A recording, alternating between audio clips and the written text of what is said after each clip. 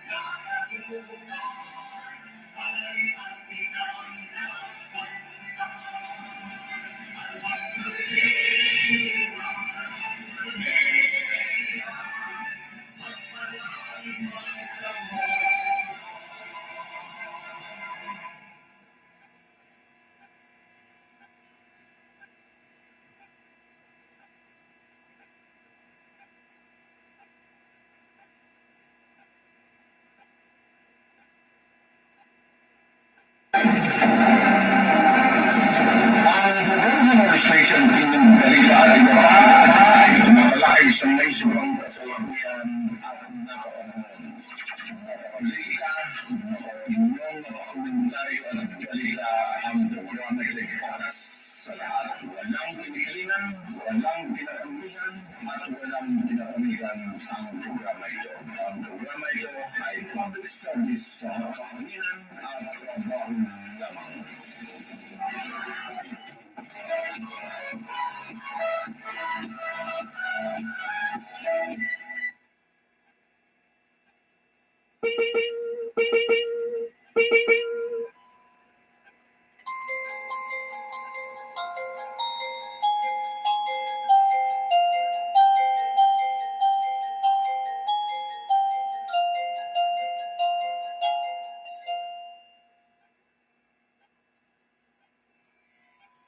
Okay, papasok tayo sa programa. 7 minutos po pasado alas 7 ang programa natin ngayon, no? Hindi ko talaga makuha yung eksakto. Okay, halimbawa alas 6, hindi po makuha mga kababayan, no? Kasi nakadepende po ang programa po natin sa lakas ng internet. Pag slow ang internet, ganun lang. Minsan sound. Okay, ito po pinaka-problema natin sa mga online news. Okay, internet mga kababayan, no? Connectivity. Okay, ang time check, nabanggit ko na yung time check, no? Okay, araw ng Biyernes, Juma Prayers. Okay, 29 po ng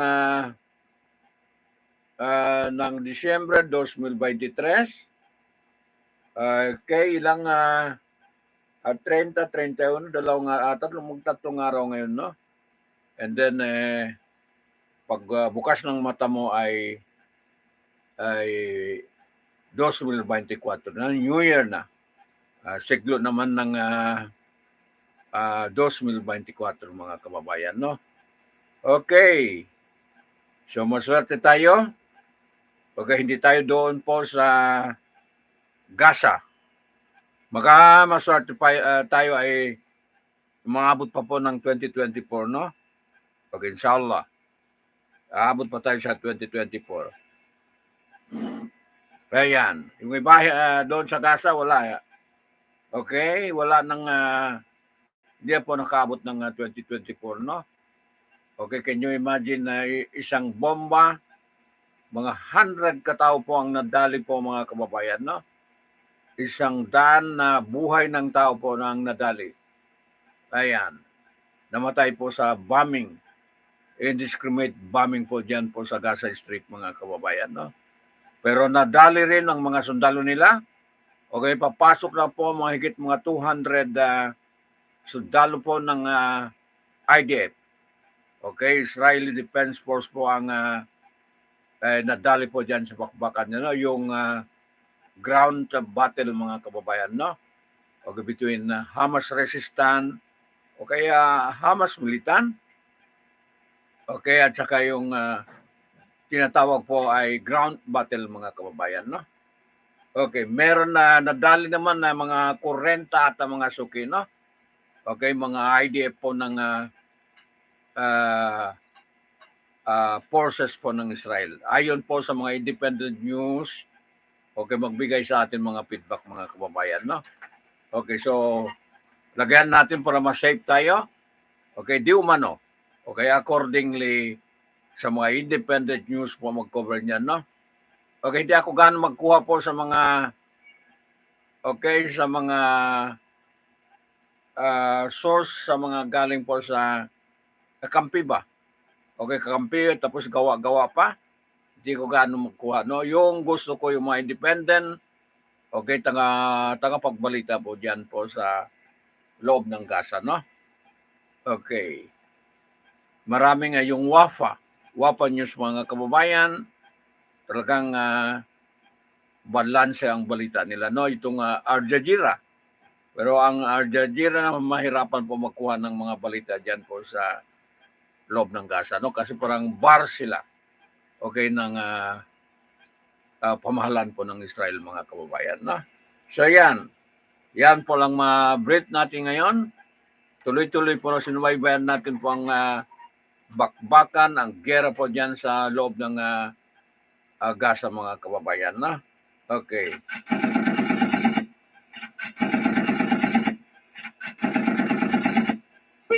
Ayan. Okay, sandali lang, magbalita tayo ng about financing po sa Islamic banking, no? Ayan. Ang administration balita at iba pa ay tumatalakay sa naisipang kasalukuyan at napapanahon. Politika, opinion, komentaryo at balita ang programa ito'y patas sa lahat. Walang pinikilingan, walang tinakampihan, at walang tinapamigan ang programa ito. Ang programa ito ay public service sa kapaminan at tulong lamang.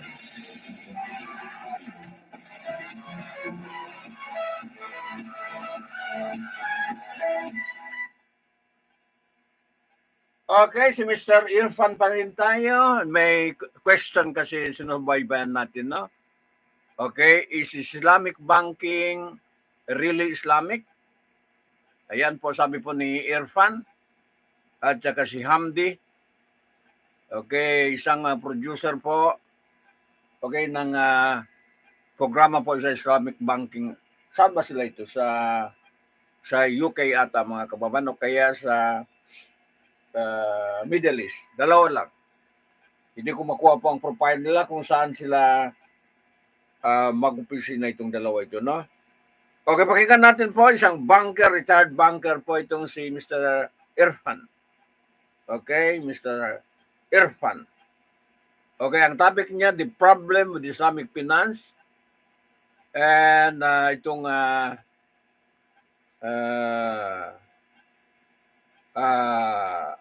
the case for Bitcoin with Mr. Irfan, no? Okay, so pakinggan natin the problem with Islamic finance, the case for Bitcoin, no? With Mr. Irfan. Okay, ano kaya ito? Pakistani, no? Pakistani ito, mga kababayan. Yung forma niya, Pakistani, mga kababayan, no? Okay, meron silang 170,000 listeners across all podcast platform. Mag-podcast lang, mga kababayan, itong si Irfan, no? Katulad ko in online. Ayan, pakinggan natin para matuto tayo po pag compliance po ng Islamic banking, no? Itong pangarap natin po, tayo mga minority rito sa Mindanao magkaroon po ng institution na wala na pong riba, wala nang interest, mga suki, no? Ako yun ang pangarap ko. Yun talaga ang pangarap ko. Okay, walang riba, walang interest, mga kababayan.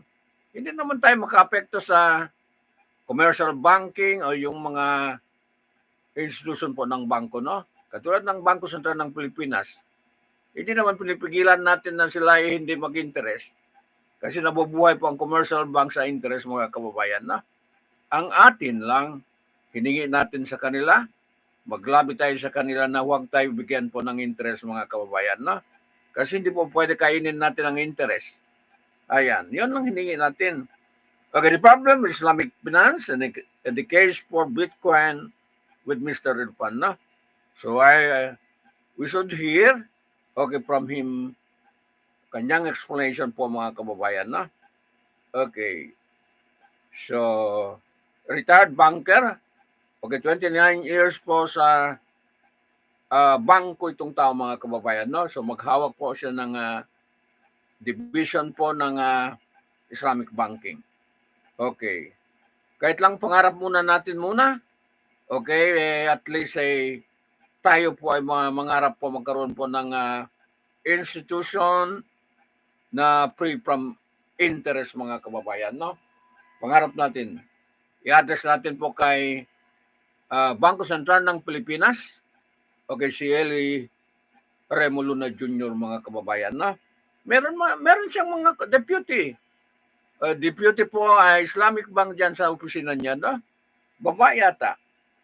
Okay, so palagay ko pwede tayo pagbigyan niya po, mga kababayan. Dito po sa region natin, BAM region, mga kababayan, no? 7 probinsya lang. Okay, at saka ilang munisipyo yan, mga kababayan, no? Okay. Meron nga tayo Amana Bank, pero hindi ko alam kung anong function po ng Amana Bank, no? Okay, so si Irfan, makinig tayo, parehas tayo mag-aral po ng Islamic banking, no? Ayan. Sige.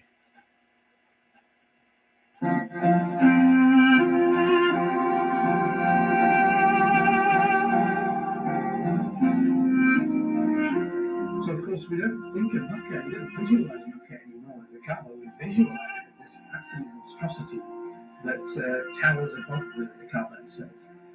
And as I say, I led the structure in the financing of that. And in some senses, I guess I was blinded by, and we all were blinded by, the innovation of a Western investment bank, the Deutsche Bank, being invited for the first time into the holy city to finance real estate. And I didn't realize that I was very naively participating in the wholesale destruction of my own heritage. Islamic finance is today a multi-billion-pound industry. The growing Islamic consciousness of Muslims East and West has coincided with a skepticism towards the interest-based capitalist banking system. The financial crisis of 2008 compounded the belief of many Muslims that the global financial system is a gambler's paradise, a house of cards built on foundations that contradict the certainties that underpin an Islamic economy. For some, Islamic finance is a solution to these ethical dilemmas. Our guest this week is an insider turned skeptic. Haris Irfan takes on the essential purpose and complexities of Islamic finance and questions whether it has fulfilled its lofty Islamic objectives. Haris is the author of Heaven's Bankers Inside the Hidden World of Islamic Finance, a detailed and insightful book exploring the Islamic finance. Okay. Ano ba yun? Heaven Bankers? Okay. Ano bang sinabi niya? Sige na, hindi ko nakuha mga kababayan, no? May libro siya mga kababayan, no? Okay. Related po sa heaven kasi walang interest. Papasok tayo sa surga, okay, sa heaven, okay, wala po, hindi tayo kumakain po ng riba. Yun po ang ibig sabihin po ni Irfan. Okay, pakinggan natin. Industry's internal machinations and contentions. He was the co-founder of Deutsche Bank's world-leading Islamic finance team, served as global head of Islamic finance at Barclays, and is widely recognized as one of the world's leading authorities in the industry. In this discussion with my co-host, Riaz Hassan, he talks candidly about how much Islamic finance depends on a capitalist river-based architecture. He recalls his part in acquiring funding for the Makkah Clock Towers project, a project he now regrets. This is a fascinating look at the players and motives of an industry. Haris also offers his views on Bitcoin as a more Islamic alternative above the gold standard, traditionally accepted as a stable Sharia-based currency. Okay, ang disclaimer tayo, no? Mag-disclaimer tayo, hindi po ang purpose natin sirain natin ang Bangko Sentral ng Pilipinas policy. Okay, sa mga interest, hindi maapektuhan yan. Kunti lang po ang mga minority dito sa Mindanao, mga kababayan, no? Hindi po sisirain natin ang federal, yung central bank po ng US. Wala. We're not going to destroy them, but to help them, mga kababayan, no? Okay, to help them. Bangko Sentral ng Pilipinas, ang goal natin ay tulungan. Tulungan sila mga kababayan. Hindi ang ang ibig sabihin ay sisirain natin mga pulisiya po ng mga bangko. Hindi. Pero kasi tayo ay maniwala po sa agama Islam. Okay, our belief, our core value ay belief, agama Islam. Dapat sumunod tayo po sa ating belief. Okay, yon po ang ibig sabihin mga kababayan. Hindi natin purpose ay sirain po yung mga institution na matagal na institution, no? Okay, ginawa ang institution, okay, para sa mundo mga kababayan, no? Tayo ay bilang core faith natin na Islam, dapat sumunod tayo sa Islam mga kababayan, no? Ayan. So, yon ang ibig sabihin, no? Hindi, wala tayong balakin po sirain ng institution mga kababayan. Maliwanag? Okay, sa ngalan po ng demokrasya, okay, yon po ang ibig sabihin, no? So, malaya sila sa kanilang mga polisiya, itong mga non-Muslim, malaya din tayo po mga minority gumawa ng polisiya natin para sa faith natin mga kababayan, no? Sa iman natin. Ayan.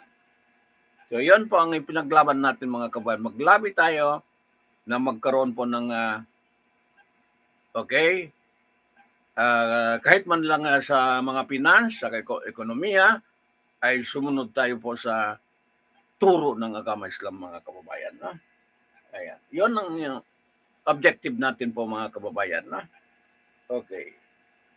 Yun po, nagbukas ng isipan natin dapat pagtanggol natin po ang karapatan natin. Okay, bilang mamamayan minority dito sa Pilipinas, naniwala po sa agama Islam mga kababayan. No? Ayan. So, sige. Ayan. Haris Irfan is an investment banker with a degree in physics from the University of Oxford and over 2 decades of experience in Islamic finance in London and the Middle East. Haris, I know that you are well steeped in Islamic finance. Taga London pala. Around since the very genesis of modern Islamic finance in the late 90s. So, but I wanted to start this podcast really before we get into the weeds of your insights into Islamic finance. I want you to cover something that is kind of ubiquitous to us all, whether we're Muslims, non-Muslims, or any other persuasion, which is the issue of money. Money and debt, because I find although that we use money and we are accustomed to money, very often we forget. Hindi debt, patay na yun. Utang. Money and debt ang ibig sabihin ng mag-question yun. Hindi patay. Get what the purpose of money is and what the purpose of debt is. Just start off by enlightening us on how money should be used. So this is an important question, and I think it's a question that the Islamic finance and Islamic banking industry has very specifically failed to adequately address. And hence why I have formed certain views about the Islamic finance and banking industry. So the first question we should be asking, you're quite right, is what is money? And it's not a question that should be asked only of orthodox economists. I think it should be asked of heterodox economists. It should be asked of anthropologists, of philosophers, of theologians, and possibly even... Okay, humingi ako ng apology po kaya yung video kagabi. Okay, hindi po klaro itong si Irfan. Ngayon, klaro na po, no? Okay, mabuti ang system ay tumulong po sa atin, no? Okay, ito na.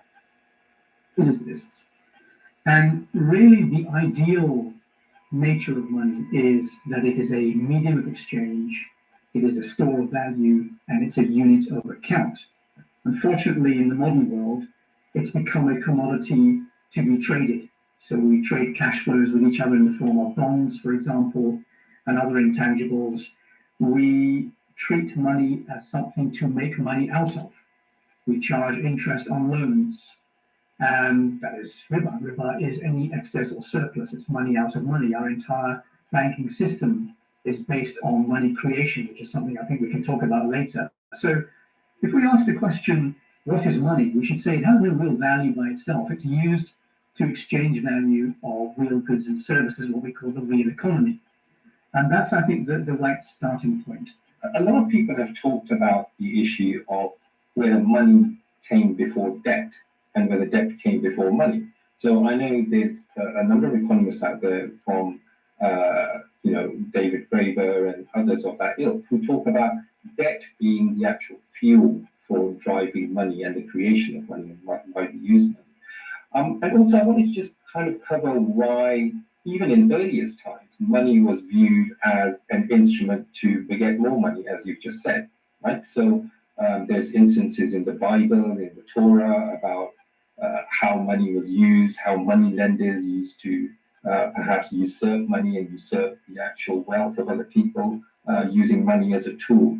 So could you kind of expand upon some of the thinking that you have behind this and how riba came into being and how it was perceived even in biblical times and then following on into Islamic times as well? Yes, you've used the example of David Graeber, which I think is a very good example. He's, of course, an anthropologist, first and foremost, and many economists will disagree with him. Economists mostly will say money originates as barter, and he will say that money originates, or he would say, he's passed away now, that money originated as debt. So his theory is that before money there's debt, and 5,000 years ago, agrarian societies have created elaborate systems to buy and sell on credit because no coinage has been invented.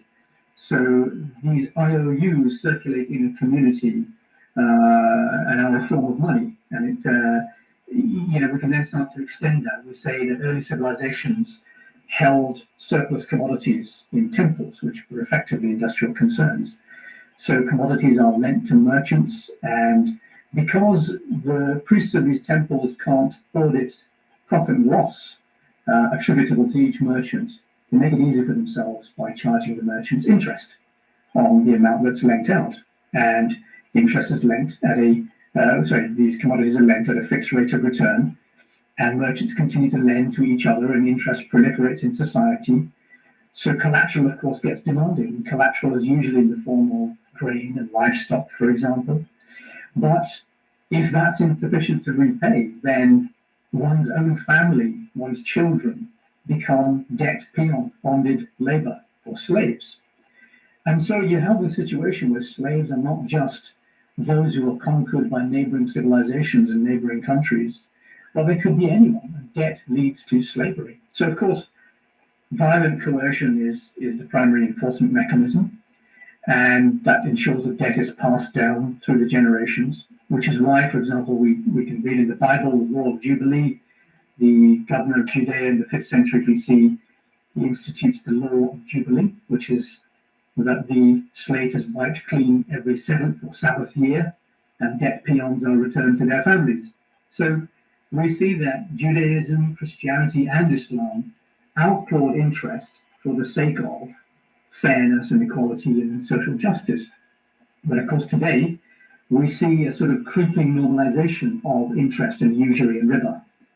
The church allowed the financiers in the Middle Ages to circumvent the law against interest being charged on a loan by allowing 3 contracts to be executed between counterparties, what they call contractum trius, so that it would give the effect of a loan with interest. And today in the Islamic finance industry, we see a similar event taking place, which is the creation of this synthetic contractual structure called organized tawarruq, sometimes it's referred to as commodity murabaha, which is essentially also a synthetic proxy for a loan with interest. And it is offered by Islamic banks. I can't remember the stats. It might be something like 95% of all of the Islamic banks' activities are conducted through the tawarruq or commodity murabaha, which, as I say, is essentially a very synthetic transaction. That is, of course, because they operate within a system, a monetary system, which requires them to create money from the act of credit creation. And again, that's a fairly complex topic that hopefully will unfold. You've come on to an area of interest now, which is a bit more contemporaneous in terms of the financialization of society as such that we see today, or the over-financialization of society. Firstly, how has that been allowed to happen? Not just from an Islamic financial point of view, but generally across the board in society. And we see the role of private banks, and we see the role of creation of money, because when we're young, we just think about money in terms of a household budget. We think money is finite, we get money from somewhere, and then we spend the money. But there's a totally different philosophy to this with the merchant banks and the private banks. So could you expand upon this role of why it's not just the institutions or the governments that create the money or the Federal Reserve, but it's actually these private institutions that have a role in creating some of this money that keeps going around and creating unnecessary pressures like inflation and everything else? Well, it's interesting you mentioned when you're young, and I made that mistake when I was young as well, because I assumed that money and finance and economics was an unworthy subject and something that I wasn't interested in and wasn't worth my time. And I made a huge mistake in believing that. So I studied physics at university, and that is what I thought was important to me. I used to run a university Islamic society, and we once invited an Islamic bank to talk to us about the subject. And I remember being very unimpressed. Although they wore sharp suits and spoke very fancy jargon, I didn't understand any of it. They didn't connect with us. And that was a huge mistake, because they made me believe that finance and economics were irrelevant to my life.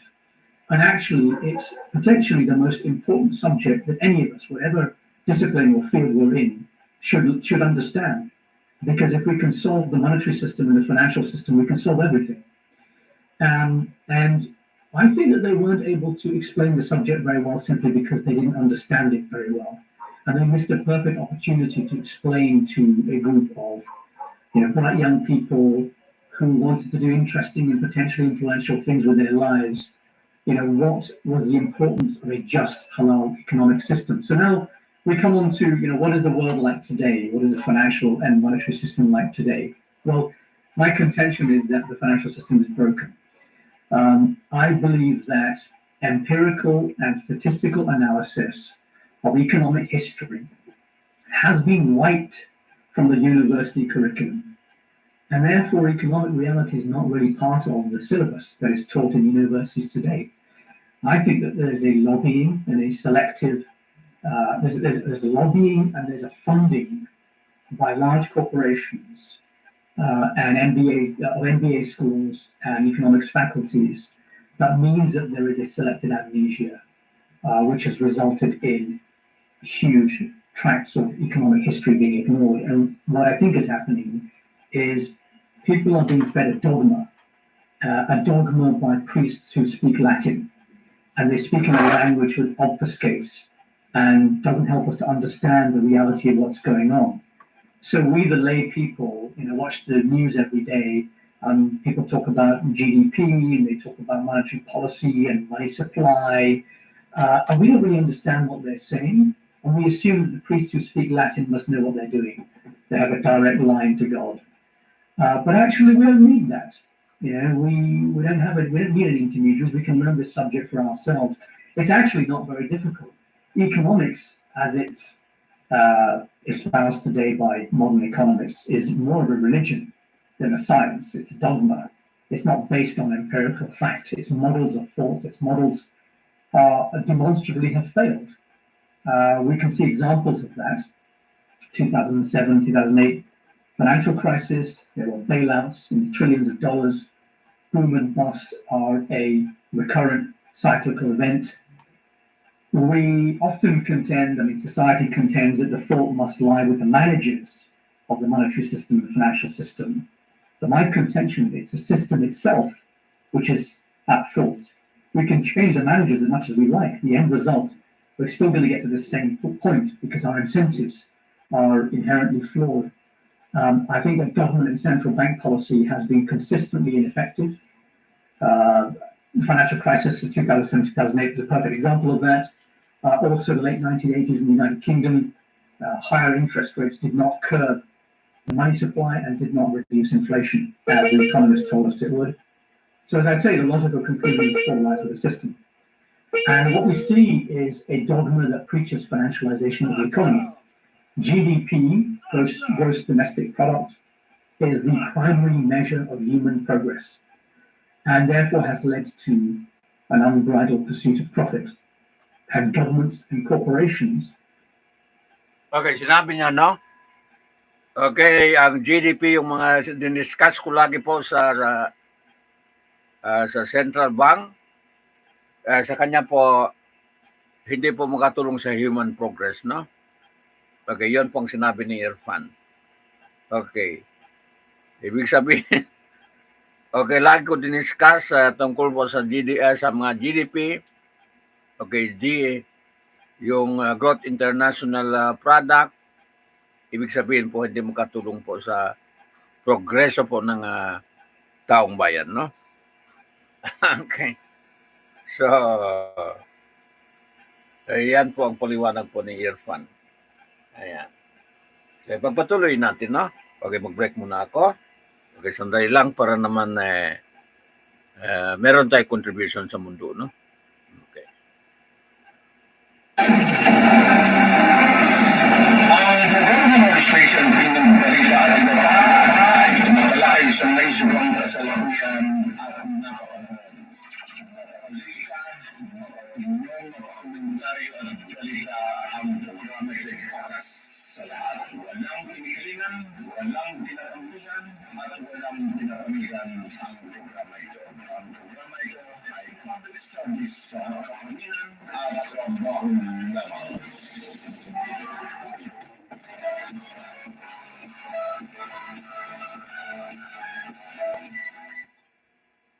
Okay, ngayon ko nakuha, speaker po ang medyo may problema na, no? Okay, sa katagalan ba naman? Okay, so hanap tayo ng paraan. Okay, maganda po ang speaker mga suki, no? Ayan. Basag ang speaker na natin. Okay. Okay, sa katagalan na po ginamit natin, kaya ata ganyan na po ang speaker, no? Make decisions that yield short-term benefit but a long-term loss. What is happening is our exchange value increases, that's GDP, but our experiential value decreases. The example that's used by a Greek economist called Yanis Varoufakis is the example of a forest fire. So when a forest fire takes place, GDP goes up, exchange value goes up because you're paying for fuel and firemen's wages, for equipment and transport to get to the fire, but you're reducing experiential value. There's no forest anymore, and you've reduced environmental value. So it's a bit strange, that neoclassical economics has established a framework for measuring our progress and for valuation methodologies, such as what they call discounted cash flow, which prioritizes short-term gains over long-term sustainability. And in extremis, for example, it would lead to desertification of the land rather than long-term sustainable farming. So it's not really based in reality. It constructs false models, and hence why I use the term priest speaking Latin, because it's almost as though they deliberately don't want us to understand what's going on. And I often bring this subject back to the subject of money itself, money supply. Fiat money is money that is decreed to be so by the government. So dollars, pounds, euro, yen are all types of fiat money. And central banks have control of the supply of fiat money. They can manipulate that supply. They can print more of it. It's a colloquial term. They don't literally print more of it. There's methods by which they do that, and we can talk about that later. And that helps them to deal with economic crises, these boom-bust cycles. It also allows banks to operate what's called a fractional reserve system, which means that they can create new money through the act of lending. So every pound that you deposit in the bank, they're allowed to lend more than £1, typically about £10. So they've created 9 new pounds whenever you deposit money. Now, that seems to me against all common sense, and yet we accept that that's the way the monetary and financial system works. And that has allowed a culture of what I call high time preference. This is the borrow, spend, consume model. And there's a professor called Professor Seyfuddin who talks about borrow, spend, consume. Ano? Okay. Borrow, manghiram, maggastos, and then mag-consume mga kababayan, no? Okay, so tatlo. Okay, tatlo po ang ibig sabihin po mga kababayan, no? Okay, sa itong ginagalawan natin sa daigdig, no? Manghiram ka, and then mag-spend ka, maggastos, and then mag-consume ka mga kababayan, no? So, consume. May purchasing power na po yun mga kababayan, ibig sabihin, no? Okay. So, continue lang, mga suki-suki mga kababayan. Okay, sa pag-aaral po natin ng Islamic banking, no? Islamic finance. Islamic finance mga ito mga kababayan. Kahapon ng Islamic banking. Hard money versus unsound money, sound money versus unsound money. And he describes the modern fiat business model as follows. Number one, you find anything to sell, even at a loss, doesn't matter. Number two, you borrow from a central bank at 2%, a very low interest rate. Number three, you give a credit card to consumers at 20%, a very high interest rate. Number four, people are now in debt for stupid things that they don't need, but it's okay because money loses value anyway, so you may as well spend it. And number five, as a result, guess what happens? GDP number goes up, and apparently human society has progressed. But meanwhile, we've destroyed the planet and put toxic waste into our rivers and filled our landfill, and we keep changing our cars every 2 years, our mobile phones every 1 year, and we deplete the earth of natural minerals and so on and so on. So this is very strange to me. This false incentive has been created by the borrow, spend, consume model, which is caused by fiat money, has led to a world defined by GDP. It measures the exchange value of goods, not experiential value of our lives. It doesn't measure literacy and mental health and divorce and suicide rates and environment. Kaya nga tayo ay puno ng utang eh. Okay, Pilipino po ay ilang 100,000 na po bawat Pilipino utang. Kasi they are doon po sa sistema, no? Okay, sa sistema po ng banking and finance, mga kababayan, no? Kaya puro utang. Okay, puro utang tayo po, mga kababayan. Mga apo ko, okay, may utang na po, mga kababayan. Maliit pa sila, ay may utang na. Dahil po sa sistema na, no? Okay. Sige. Environmental pollution, and so we live in a joyless place, this market society. And what I find as a result is that the society's innovation and inventiveness is actually decreasing because our time preference is going up. We prefer to spend money and replace things more frequently because money devalues fast. We throw money into socially useless ventures. We build in obsolescence into our products. We don't mend things, we throw them away and we buy new things. The resilience and sustainability of society is decreasing. Look at mental health problems today. Look at the youth, look at Gen Z and millennials. I mean, there are a lot of, there seem to be a lot more societal problems, particularly mental health issues today than there were when I grew up in the 70s and 80s. I think we're desertifying our planet and we're destroying society in the process. So I'm very, very concerned that we have this almost religious dogma that is being preached to us that has given us high time preference. But I think that's fundamentally very bad for society. It's interesting that you should say that modern syllabuses and what's being taught to our young people doesn't actually teach us the true essence of a growth-minded society.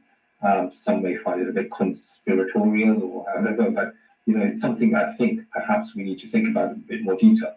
But also fractional reserve banking was quite interesting because I always viewed fractional reserve banking as the fact that banks have to keep a certain amount of deposit in their coffers, if you like. So every pound they lend, they have to keep I never thought of it in terms of the way that you just kind of expressed it, which is that they can create that. You have the touch of the keystroke, right? Which is essentially what's happened.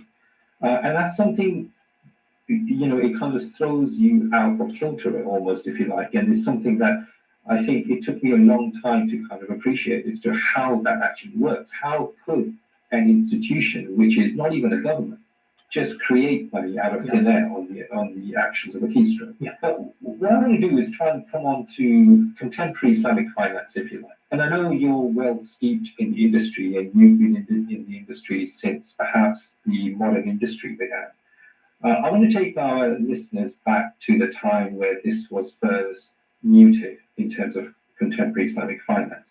And also what happened during the time that riba was outlawed at the time of Rasulullah sallallahu alaihi wasallam, and this time, because Muslim societies operated, they bought and they dealt and they traded and they did various things. Where was the element? Was there an element of interest throughout those ages? And then why is it only now that we are learning to appreciate that, well, actually modern finance doesn't deal with our needs? And it's only really within the 80s, maybe the 90s, that we started really seriously looking at alternative Islamic finance or riba-free finance, if you like. So could you take us on that journey of how this all developed? It's very interesting. Now, there's a book by a gentleman called Benedict Curler, and I think it's called something like Islam and the Birth of Capitalism, something along those lines, Early Islam and the Birth of Capitalism. He contends that Islam is responsible for the development of early capitalism, the kind of thing that we saw that seeped into Southern Europe. And a lot of Europe believes that modern capitalism originated in places like Venice, for example. But his contention is actually many of the methods and even the financial instruments that were ultimately used in Europe originated in Arabia. And I think there's a lot of truth in that.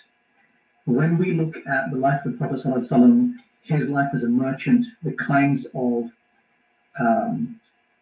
business that he did as a mudarib, as a manager of other people's money, the methods by which he shared profits, the methods by which he negotiated with others, the methods by which he negotiated treaties, how he prevented preying on the weak and the vulnerable.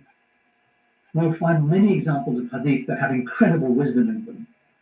And, today we have modern institutions and organizations which deal with monopolies and mergers, for example, and consumer protection rights.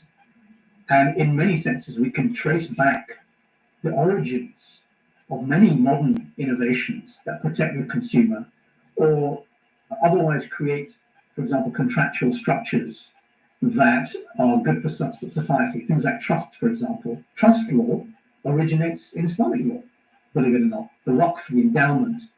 The very first one in Europe was, or one of the very first, was Merton College, Oxford, which is one of the first colleges in Oxford University in 1264. Its statutes of endowment are almost a word-for-word translation of an equivalent awqaf, endowments, in Jerusalem and Baghdad and elsewhere at the time. And the reason for that is because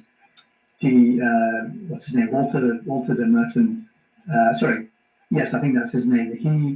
He was the head of the Knights Templar and would have been in Jerusalem at the time that these madrasas were set up. So he obviously brought that knowledge back with him and set up a college at Oxford. So we see many of these innovations seeping into Europe that form the basis for what has now become modern capitalism, but it's a sort of warped, turbocharged, distorted version of the caring merchant capitalism that it was always intended to be. And the principles set out in Quran and Sunnah, and Quran, of course, is very clear on trade being halal and riba being haram, and there are very clear pointers on this. And then the hadith is the collection of the wisdom of the actions of the Prophet ﷺ. For example, the establishment of free markets. People asked him whether he would fix the prices of certain commodities because prices were rising too fast.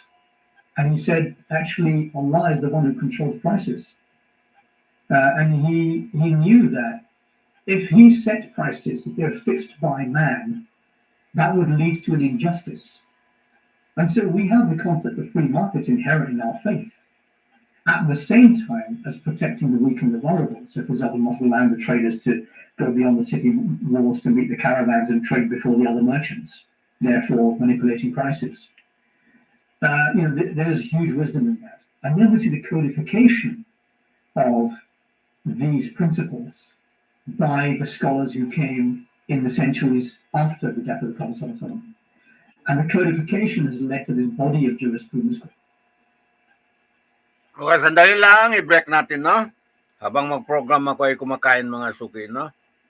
Okay, para hindi masayang ang oras. Ayan.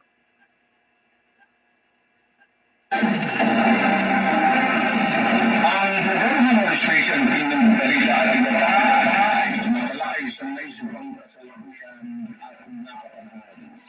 Napapalika, napapinong, napakomentaryo at balita ang programa ay patas sa lahat. Walang pinigilan, walang tinatanggulan, at walang tinatamigan ang programa ito.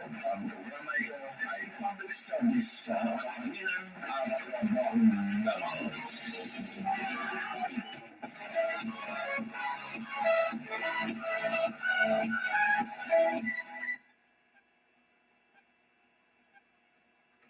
Okay.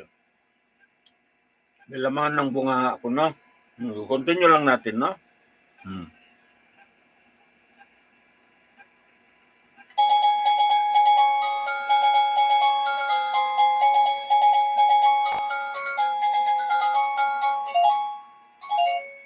Okay. Walang pera yun, ah. Parang sa ano ba? Sa mga stock market.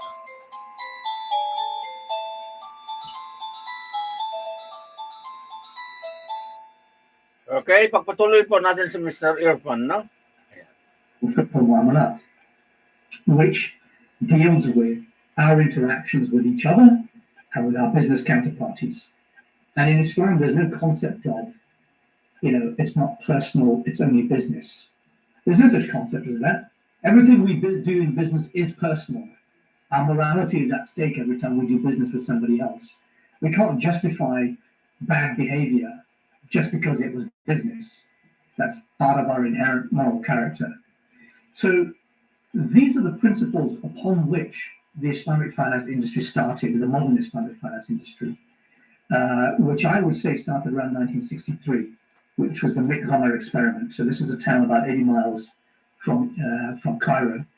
And in 1963, a famous economist set up an experiment. It was a sort of a social bank, which took in deposits from local people and invested those deposits in local industry.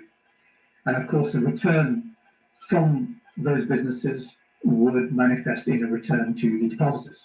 So it was a true form of risk sharing, and later on became a social bank. Then what happened by about 1975, there was the establishment of the first large Islamic bank, commercial bank called Dubai Islamic Bank, and at the same time, the Islamic Development Bank, which was a multilateral. Now at last, you see the commercialization of this experiment. So for the first, I'd say 10, 20, maybe even 30 years, Islamic finance was somewhat experimental and started to become commercial, but remained parochial, unsophisticated, expensive, and it took probably up to about the mid-90s, perhaps the late 90s, when HSBC came on the scene, to really grow it into a global industry. I was invited to a little evening soiree in the city of London in 1996 by someone called Iqbal Khan, who was then the head of, had just started an Islamic division at HSBC, which was to be called HSBC Amana. And he invited a very famous scholar called Sheikh Nizam Yaqubi. And during that evening, I learned what it was to create a Sharia-compliant financial system, how these products might work, what benefit there was to society if we had products like this. And that evening set me on a path to discovering more about Islamic finance. So when I eventually transitioned from my career in conventional investment banking, I moved to Dubai in 2001 with Deutsche Bank. And a lot of clients came to us and said, well, it's wonderful you're here, Deutsche Bank. I was the first banker on the ground in Dubai. It's wonderful you're here, but can you do these deals on a Sharia-compliant basis? And being investment bankers, we kind of blagged our way and said, yes, sure we can, but of course we've never done this stuff before. So we learned at the feet of the scholars, and probably the most famous of those were Sheikh. Okay, palagay ko kaya walang barakat itong buhay natin doon, no? Walang bless ba? Okay, tayo mga Muslim po ay walang bless kasi puro riba na lang kinakain natin mga kababayan, no? E paano ka ma-example sa riba kung ang sistema po ay riba ang pinapakain sa atin, no? Okay, so walang bless po ang buhay natin, okay? Dito po sa mundong ibabaw mga kababayan, no? Okay, walang bless. Ayan. Dahil puro riba po ang kinakainan, puro interest. Ayan po, no? So, yun po ang ayaw po ng agama natin yung riba. Ayan. So, walang bless talaga. Okay. Okay, sujud tayo ng sujud. Okay, ilagay natin ang no natin sa sahig. Wala din kasi pagkape mo, pagkain mo, okay, puro riba. Paano kung may bless? Okay, pagod ka magsambahayan, walang bless kasi pagkain mo, puro riba. Mangape ka, magtubig ka, okay, mananghalian ka, mag-almusal mananghalian, mag-dinner, puro riba mga kababayan. No? So yan po ang pinaka-problema. So wala pong bless. Okay. Talagang ayaw na ayaw ng Allah subhanahu wa ta'ala yung riba mga kababayan. No? Okay. Kaya nga, puro problema po ang buhay natin. No? Okay, walang contentment. Riba lahat. Ayan. bin Ahmed Hassan, who was, in many senses, the grandfather of the modern Islamic finance industry. And we created some incredible techniques that had never been done before, and created some products that had never been thought of before, and pushed some real innovation into the market. And for a couple of years, we had 100% market share because nobody had ever seen anything like this before. And it was a very profitable time. But of course, all good things come to an end. And even though we had managed to invent an entire segment of this new Islamic finance market, the products that we had, the techniques that we had invented, came to be abused by the industry, including by our own bank. And as a result, things started falling apart. I'm happy to talk about that a little bit if you think it's interesting. I think, Haris, you've given us a good synopsis on where the industry was and how it's developed till the present times. One thing that often intrigues me is, especially about banks that are claimed to be Islamic, is the fact of how are they capitalized? Where does their money come from in order to lend to us? Right? So is it our deposits that go into, for example, HSBC Amana that they then kind of pool and then lend out as parcels or as mortgages to other people? Is it the fact that they create the money from somewhere else, or are they just imitating the way Western banks normally operate, which is to create money from a keystroke? That being one thing. The other thing I wanted to kind of explain to our audience is an Islamic bank, the face that we see of an Islamic bank is just the retail element, which is how we get our Islamic mortgages or how we get our Islamic investment products. But there's a whole other arm of Islamic banking, which is about financing big deals or corporate finance, if you would. So could you just explain how that operates within a contemporary Islamic bank? At one time, I thought it was possible to have an Islamic banking and finance system that upheld Maqasid al-Sharia and was a force for good. I thought it was possible to have technically excellent Muslims, ideologically aligned, doing extraordinary things and still being highly profitable.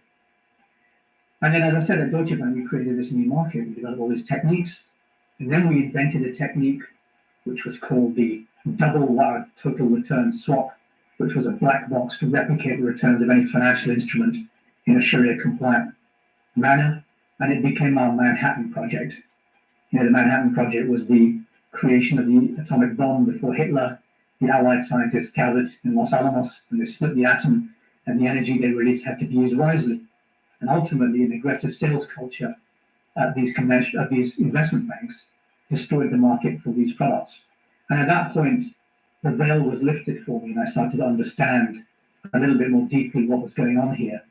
So how are Islamic banks capitalized? Let's come back to that question. Well, you're quite right. Our deposits work in the same way as the deposits in a conventional bank. Now, you may say, well, hang on. So if I put £1 into such and such Islamic bank, and they can lend out £9 of new money against that pound, they've created 9 new pounds? Yes, they have, because they operate within the same regulatory and legislative system that the conventional banks operate. They don't have any special passes there, and they are required to do so by the regulations. So they engage in money creation just like any other conventional bank. And it's at that point that you think, well, all this time that I've spent trying to create these very fancy contractual structures, which themselves are based on Sharia and are Sharia compliant, it doesn't really matter. Okay, ang programa ito i-address ko po kay attorney, okay, CPA po, Ubayda po ng Department of Finance po ng Bangsamoro Government, no? At saka itong nila MP Tarhata Basman, mga kabay. Yung sila mga committee dyan Okay, so i-address natin sa kanila, no?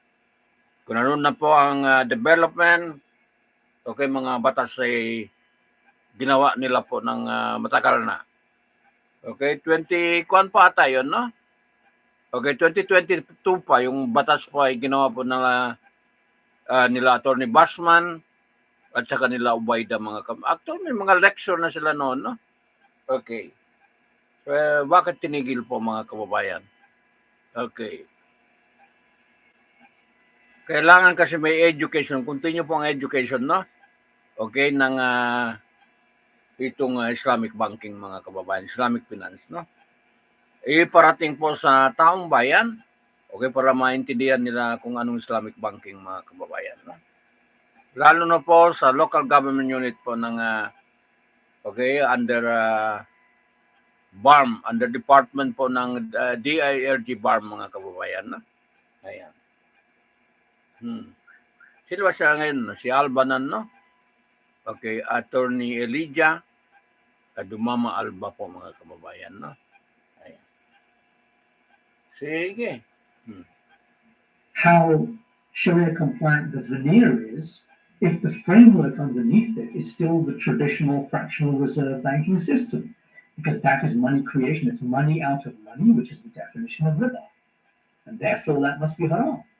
So once you realize that point, you have to also realize that there's something fundamentally not right about Islamic banking or the Islamic finance industry in a wider sense operating on the same framework. And maybe we need to change that framework. You then asked the question about retail versus corporate investment banking. So as retail customers, we would walk into our high street bank and we open checking accounts and savings accounts, and we take a mortgage, and perhaps there are other products that these banks offer us. Of course, there's a separation between retail banks and large wholesale investment and commercial banks. And the work that I did with Deutsche and Barclays and others was primarily investment banking and also asset management.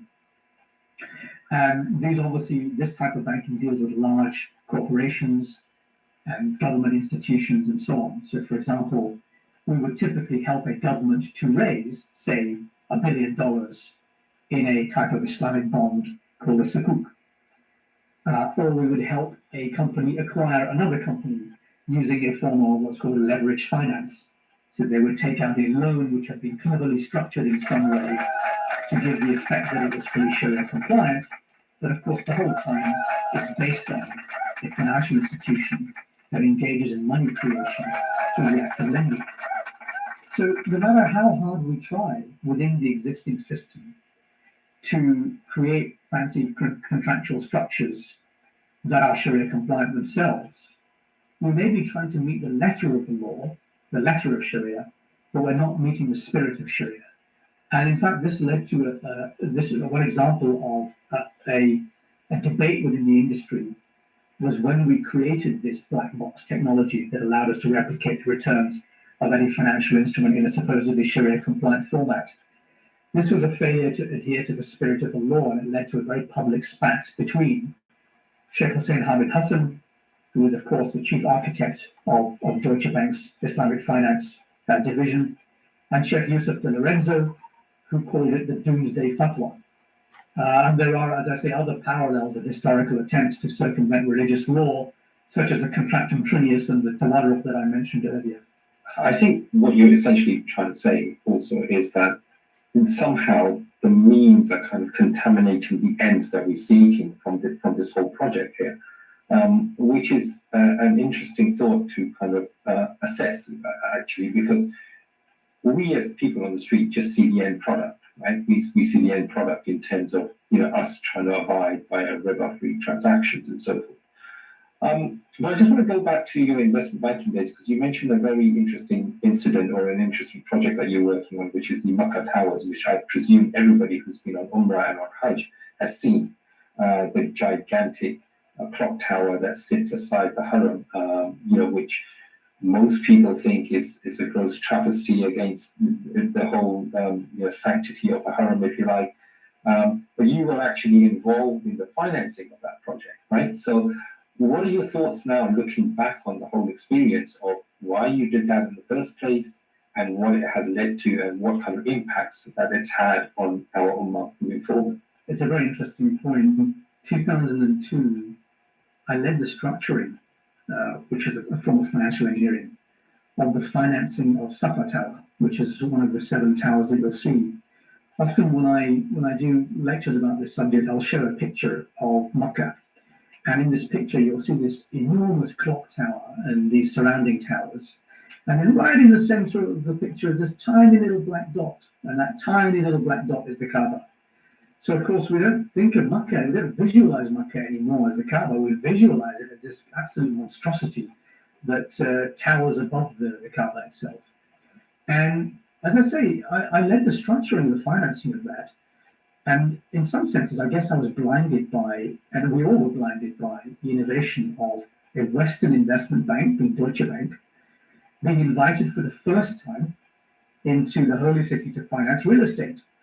And I didn't realize that I was very naively participating in the wholesale destruction of my own heritage, the detonation of historic sites and surrounding mountains into billions of pebbles. And again, the team that I was working in observed the letter of the law by designing contractual structures that met the technicalities of fiqh al-muamalat, but we failed to observe the spirit. And I think the reason for that is because fiat money encourages us to engage in projects that may have questionable long-term social values. It means that those of us who are privileged, like bankers, to sit close to the tap of money, the money spigot, i.e. the central bank, where money is created, it makes those people much richer in the short term, but at the expense of social values, of culture, of history, and so on. So it gives us this high time preference by borrowing, spending, and consuming as fast as possible. And I often use that example of Abraj al-Bayt, the towers, as an example of is this really progress and economic success? It's actually destroyed history.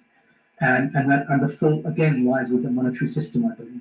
Just coming back to the ordinary person on the street and how we view Islamic banking as such, for us, actually, however the misgivings of the industry that you've kind of alluded to at the moment, for us, it offers a way out. It offers a riba-free way of buying a house. It offers us some way of not letting our money be devalued just by keeping it under the mattress. So how should the ordinary person view this? And then how are we, how do we make sense of this? Because although there are misgivings with the industry, and we've already painted that, there are certain fundamental truths in terms of why it's akin to normal Western banking. But for us as transactories onto that system, we are just bounded by the fact that we are doing a transaction that, in our view, hopefully is riba-free. And then I think following on from that question is, in your view, how should the industry then change? What is it? What are the changes that we are looking for from this industry, or can it change?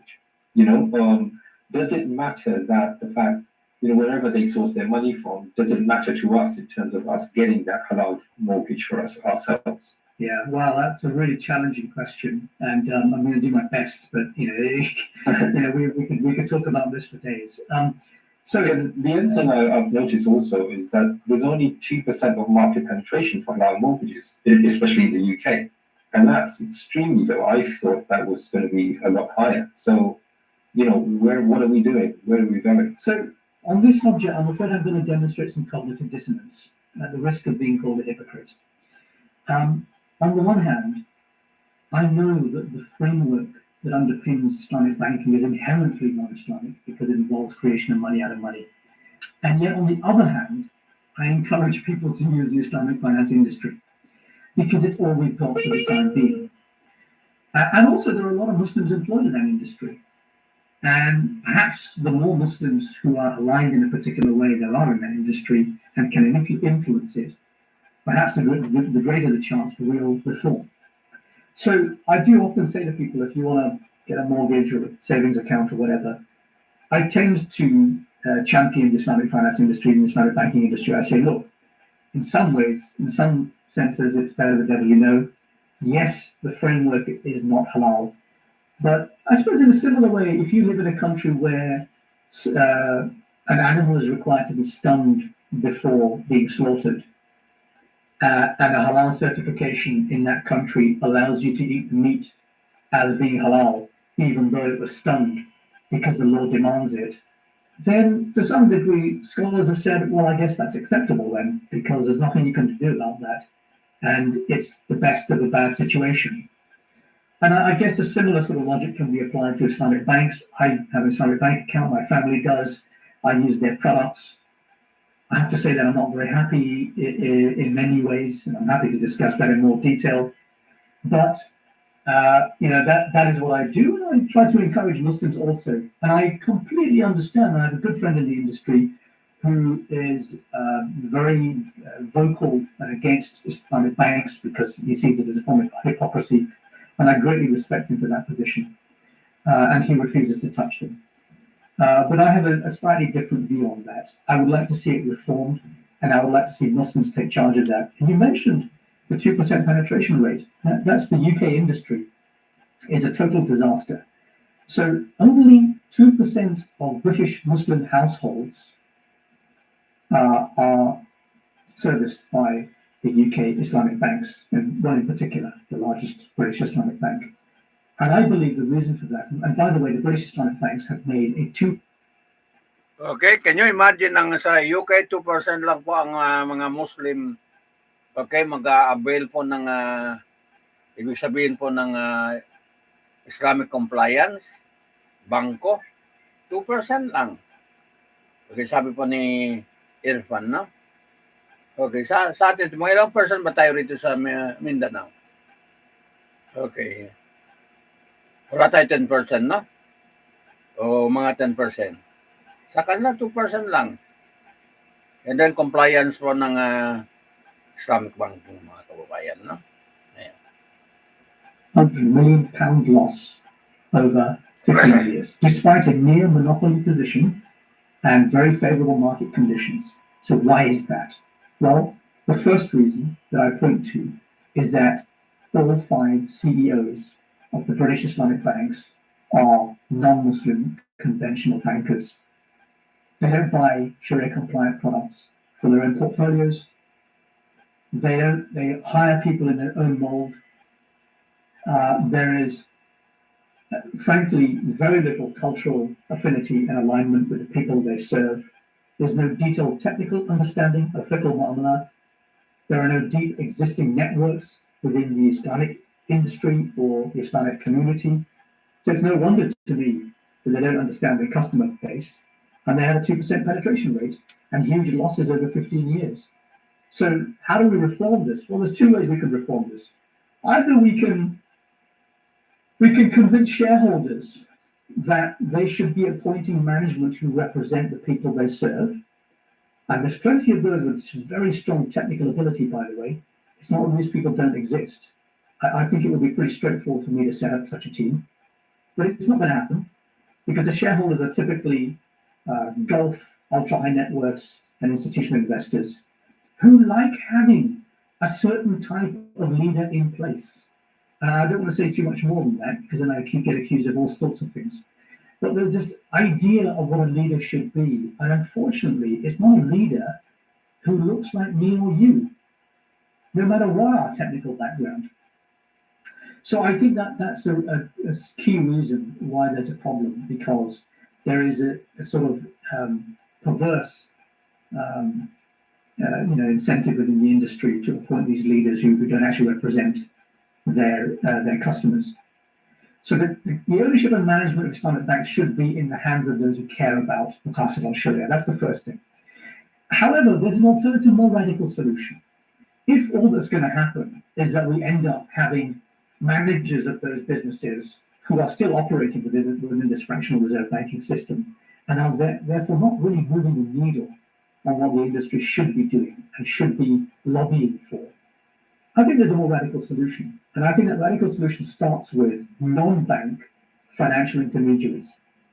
And I talk regularly to what I call Islamic fintechs, financial technology firms, who are typically small, early-stage companies who are technology-focused, who are providing a financial service through technology. And sometimes many of us will use apps on our mobile phone, like Revolut and Monzo, for example, to provide mobile banking services.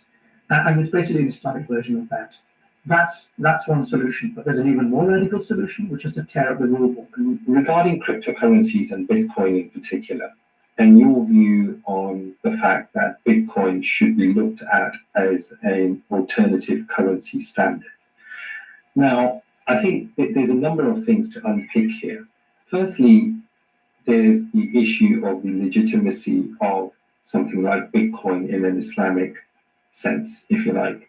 There have been various fatwas and there have been various opinions on social media, on more credible sites, on big name scholars, small name scholars regarding this issue, because of the publicity that's received since 2017, 18.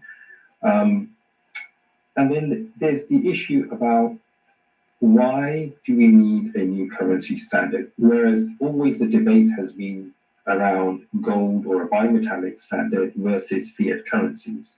And there are strong opinions regarding the gold and bimetallic standards, and some Muslim scholars do have opinions regarding the fiat standard as well.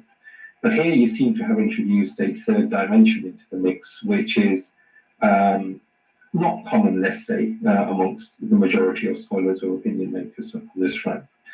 So could you enlighten us firstly on the opinions that people have regarding Bitcoin in particular, and secondly, your proposal to use it as a standard of currency moving forward, and why it chimes with our Islamic sense? I guess the first thing to mention is that the ulama have got many things wrong in the past, and there are many new technologies that were invented that some of them moved to ban without really thinking through the potential harm that they were causing by banning those new technologies. And examples of those are taps, faucets for water, whether it was permissible to use them for wudu. Another example, which is hotly contested, by the way, is the printing press. So many Muslims will say, no, the scholars didn't ban that. It was banned at some point by the rulers. But there is some evidence to show that the scholars supported that in certain cases. The telegraph, televisions, loudspeakers, and now cryptocurrencies. What I'm finding about the fatwa in relation to cryptocurrencies is that many of those that forbid trading or investing in or exchanging cryptocurrencies make fundamental errors in their understanding of either the cryptocurrency itself or the global financial and monetary system. And many of these fatwa are issued by scholars who might have a great social media standing, they might have a huge following, they might be hugely respected in their fields, but they are not necessarily experts in this particular matter. And nor have they consulted extensively with individuals who are experts in this particular matter. And personally, I have come to the conclusion that Bitcoin, and I'm not talking about crypto in general, I'm only talking about Bitcoin, that Bitcoin is the most Sharia-compliant form of money ever invented. That's my position. So let me talk about that a little bit. And you mentioned the gold standard. Well, let's take a little bit of a step back. I remember that I was in a lecture, I was delivering a lecture in 2017, and somebody in the audience asked me, what do you think about Bitcoin? And I had no idea what it was, so I went away and I researched it. But I heard of it, but I wasn't sure what it was about. And it struck me that it had characteristics that made it potentially superior to gold as a store of value, and even perhaps as a medium of exchange, which is why I now believe it is better than gold. So let's look at periods of human history when gold was a global standard.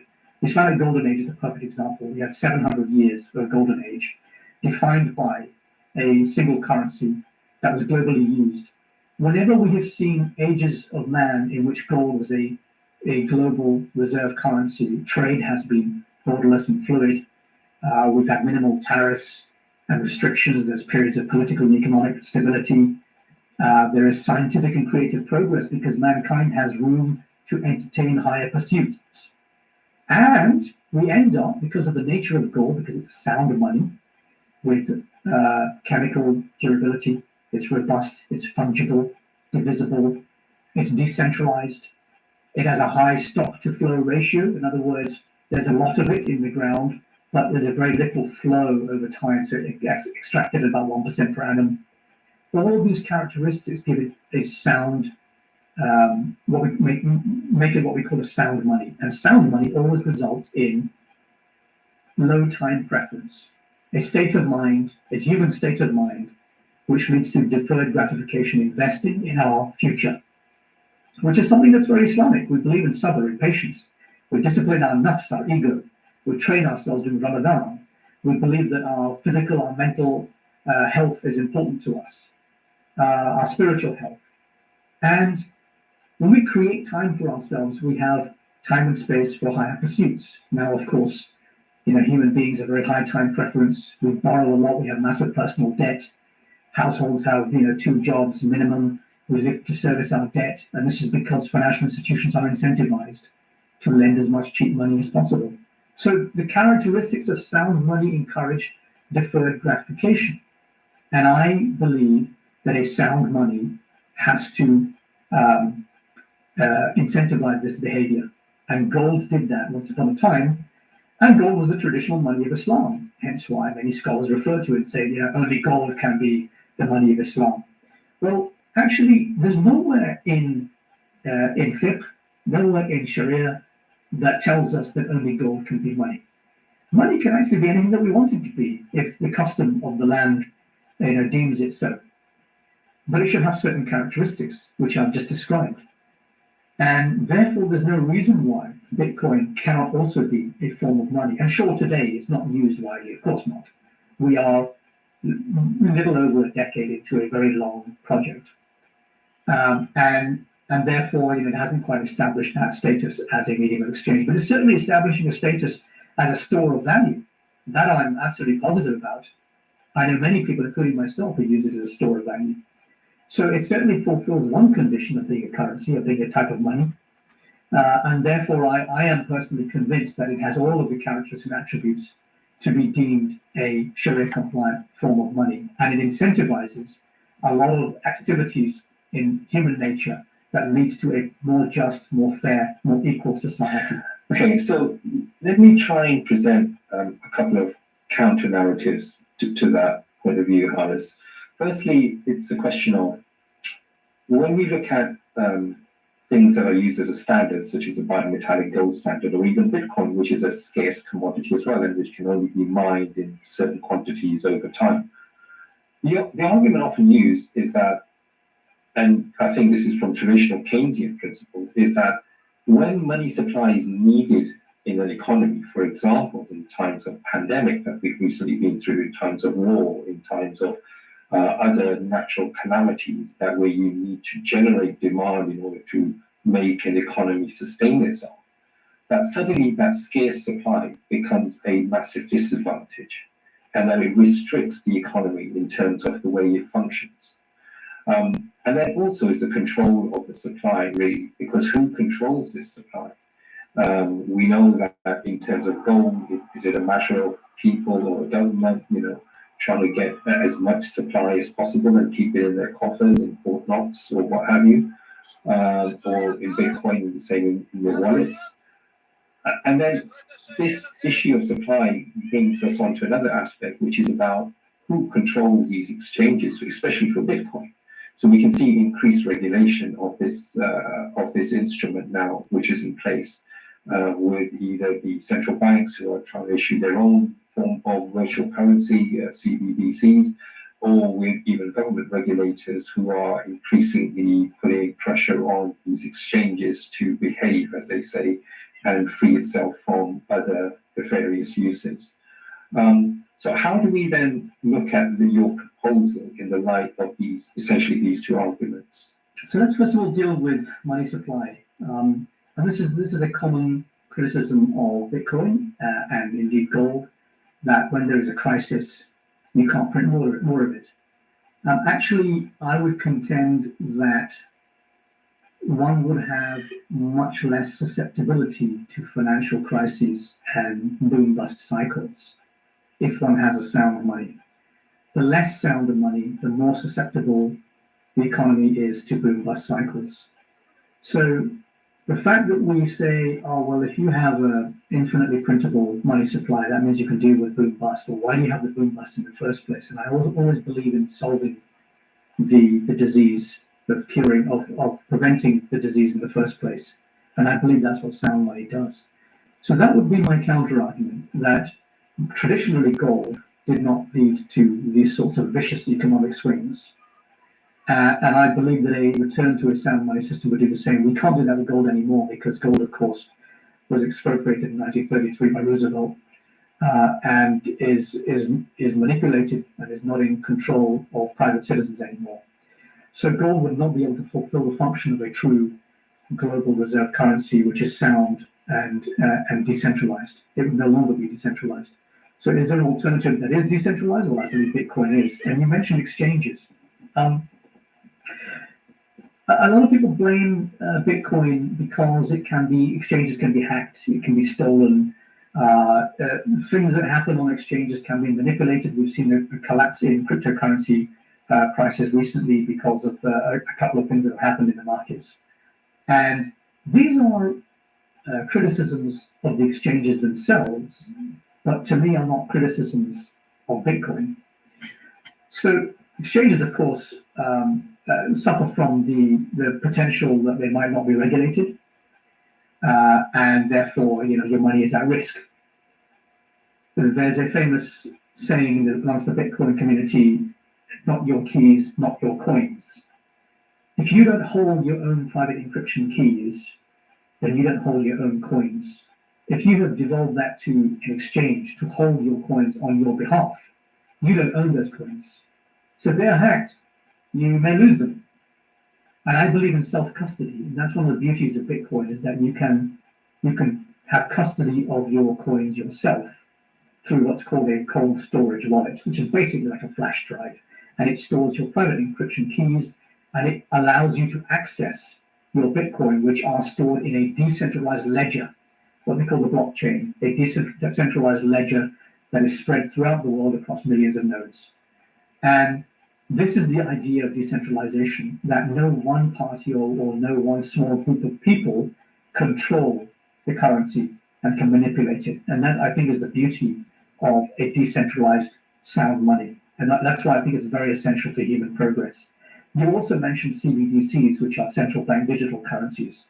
So we may have heard of this concept of central banks saying, well, this crypto thing is pretty interesting, and I want my citizens to also have access to digital currency. So what I will do is I'll create a digital version of the dollar or the pound or whatever. And this will be my central bank digital currency issued by Bank of England, for example. Now, what does that really mean? To me, that means ultra surveillance and ultra control. Because now the government has sight of literally every single transaction that I do, of my movements everywhere. And I do not like that. I don't want the government to have that much control over me. I believe in a separation of state and money. Ideologically, I believe in that. I do not believe that government should have the right to control money or to control me. Sure, there should be laws in place to prevent bad behavior. But my fear is we'll get to a situation where, we'll go to the supermarket to buy whatever it is, meat, let's say, from the butcher. And we'll present our mobile phone to tap against the payment machine and say, sorry, you've already consumed a kilogram of meat this month, you can't buy anymore. I don't want to have that level of control over my life. And I don't want that level of surveillance. I come from a community, the Muslim community in the UK, that feels set upon, that feels ultra surveilled by the government. We've seen scandals out of Trojan horse hoax, for example. I don't want to be in a position where the government can spy on me even more. And that's the situation that many people in marginalized communities feel. In many parts of the world, which are experiencing political and economic turmoil, in Lebanon, in Gaza, in El Salvador, in Afghanistan, people are turning to Bitcoin as a means of economic freedom. The Afghani people are being starved to death because the US is withholding $7 billion of their own reserves, which are stored in the US banks and the Fed. Now, they won't release them because they don't like their political preferences and they don't like their government. So they've decided to starve people to death. If you have control over your own money, you won't be beholden to a foreign government, especially if that foreign government has control of the entire world's global reserve currency. So that's what Bitcoin represents to me. It's freedom from exploitation. It's freedom from censorship. And I think that's extremely important when we talk about Bitcoin. certainly when people ask me, should I buy Bitcoin? What I say to them is, these are the reasons why you might want to believe in Bitcoin. If you want to make money out of it, that's great. Good luck. I hope you do well. But please don't take anything I say as a recommendation to buy or trade it. I'm only advocating for Bitcoin because I believe in freedom from oppression and an economic reality that is aligned with my faith. That's why I believe in it on a long-term basis. And I buy and hold, and I expect to hold it until I retire. So many years in the future, I don't intend to trade it on a daily, weekly, monthly, or even yearly basis. That's the basis on which I use Bitcoin as a store of value, and I hope one day it will become a medium of exchange.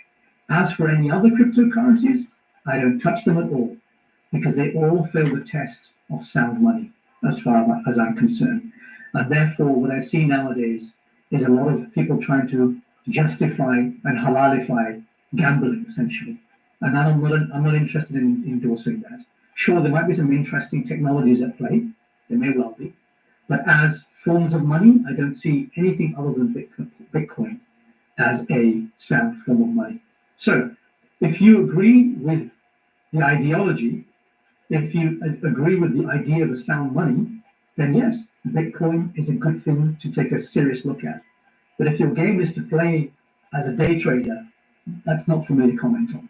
The essential argument that you're painting is almost akin to a libertarian argument around Bitcoin, which is initially the reason why the project was initiated in the first place, which is to be free of government intervention.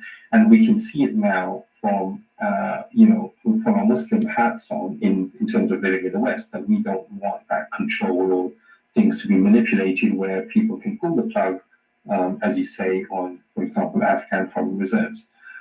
However, this then does contend with the fact that you also propose that it should be used for the good, right? Which is to alleviate poverty, to remove injustice, i.e. from the global north to the global south, or Western countries' dominance in terms of the financial beings of countries like Syria or Afghanistan or Sudan or anything else. So how do those two then rub against each other, those two conventions rub against each other? And then what is the sense of Bitcoin and Islam? Because I think what I'm trying to address is, yes, it may be an instrument to create more independence in terms of your currency, but then how does that equate to what we as Muslims should feel?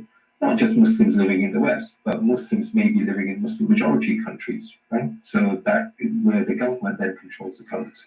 So it's very interesting that people often ask me, well, hang on, are you libertarian or are you a socialist? What are you? And I say, I'm a Muslim, right? I have a set of values that accords with my faith. And we believe in free markets, for example. We have certain leanings towards libertarianism. I think Islam, although not explicitly advocating for separation of state and money, I think that it tends us towards that natural position. At the same time, we believe in protecting the weak and vulnerable in society and caring and alleviating poverty. For example, we have a wealth tax, zakat. Now, if I look at Bitcoin, I see two characteristics that make it perfectly aligned to the Islamic economic model and our ideology. Number one, it's anti-riba, because you can't create it by printing it. You have to mine it or earn it. And number two, it's anti-inflation. Because, of course, we've seen quantitative easing in the last few years, which is a process whereby money is created, the money supply rather is increased, and it's created by a central bank's own balance sheet, so that the bank reserves at the central bank, private sector bank reserves, are increased, so that the central bank can buy bonds and other financial instruments from the financial sector, thereby increasing the amount of money that banks have access to in order to circulate it within the wider economy. And in the long term, it helps to reduce interest rates. So, of course, what happens is the banks end up lending more, consumers borrow more, they buy more stuff they don't need, asset prices go up, the banks have first access to that new money supply. Therefore, they can buy stocks and bonds and real estate and so on. Prices rise at an incredible rate. This is inflation. But people further away from the money spigot, which is ordinary people, have less of a chance to use that money when it's created. It trickles down to them in the end, and by the time it gets to them, prices are too high. So this is inflation. So we end up in a situation where the rich get richer and the poor get poorer, and that is because of money creation. And Bitcoin does not allow that to happen, because you can't create Bitcoin from Bitcoin.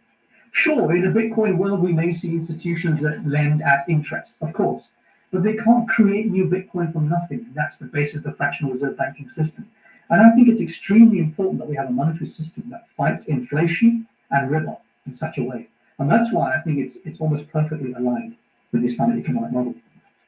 Iris, it's been an absolute pleasure talking to you about a lot of these things, and I'm sure we could go on for another hour if we were allowed to. And thank you very much for having me. I'm almost concerned that if you have me back, and I have nothing left to say.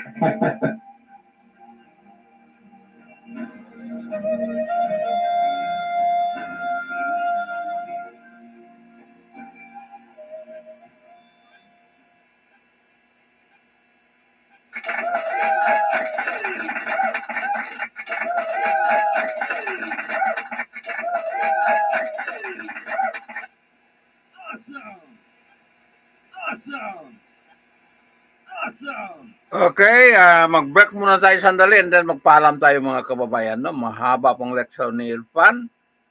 Okay, sa Islamic finance mga kaibigan natin. No? Ang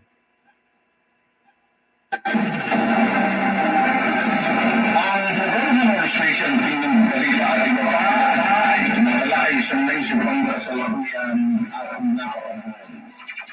Politika, inyong komentaryo at balita ang programa ay patas sa lahat. Walang kinikilingan, walang tinatambigan, at walang tinatamigan ang programa ito. Ang programa ito ay public service sa makakaminan at trabaho lamang.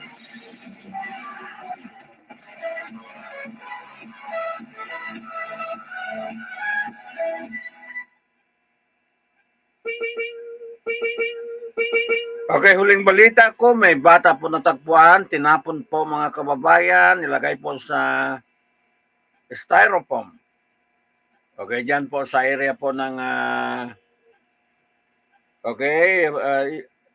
ngayong umaga lang, no? Okay, diyan po sa area po ng Crispin Atilano Drive.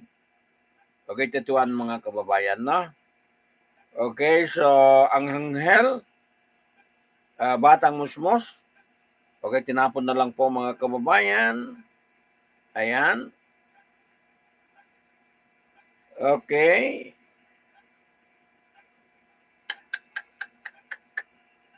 Okay, kinain na lang ng janitor fish. Okay. Kawawa pong bata ito mga kababayan, no? O, dito po sa retrato, ilagay po sa styrofoam mga kababayan, no? Okay. Okay, so yan po ang huling balita natin. Bata tinapon dito po sa Zamboanga City, area po ng Tetuan mga kababayan, no? Okay, Crispin. Ayan, Crispin Atilano Drive. Diyan po sa Tetuan, no? Oh. Okay, malaking kasalanan po mga kababayan, no? Ito po.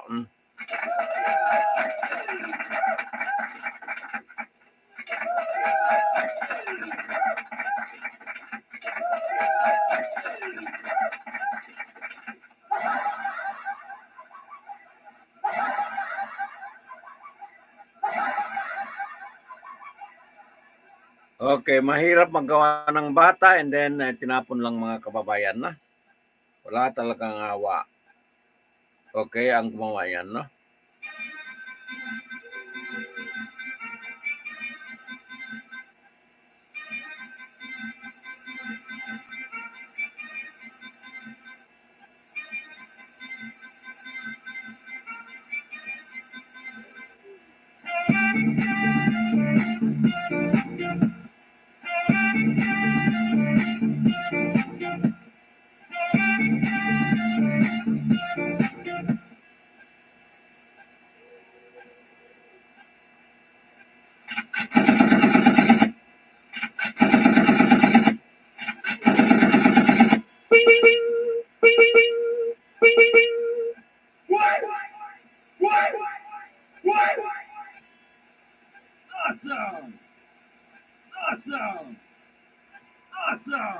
So, tinapon na lang bata, no?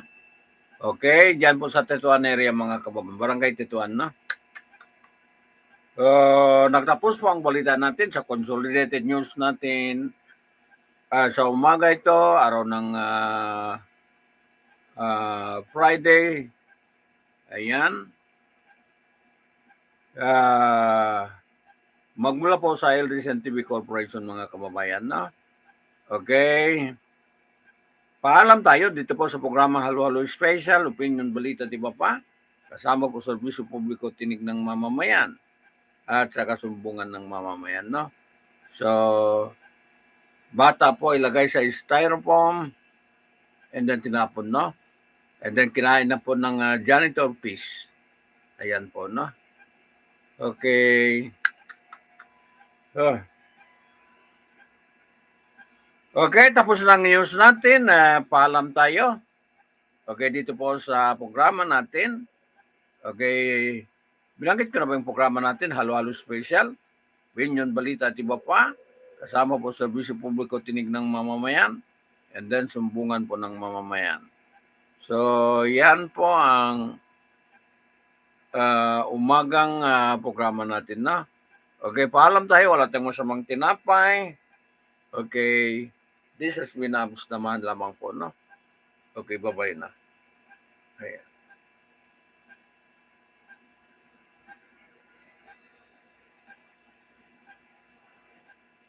Ang Consolidinated Station Opinion Balita at iba pa ay tumatalakay sa naisipang kasalukuyan at napapanahon. Politika, opinion, komentaryo at balita ang programa ito'y patas sa lahat. Walang kinikilingan, walang kinakampihan, at walang pinapanigan ang programa ito. Ang programa ito ay public service sa kahanginan at trabaho lamang.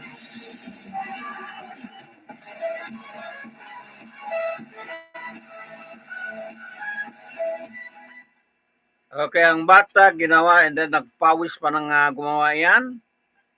And then pagkatapos po ginawa, nabuhay and then tinapon na lang mga kababayan, no? Nagpawis, sigurado magpawis po gumawa ng bata yan, no? Ay yung babae at saka lalaki, nagpawis sila yan. Pinaghirapan nila yan and then tinapon lang po, no?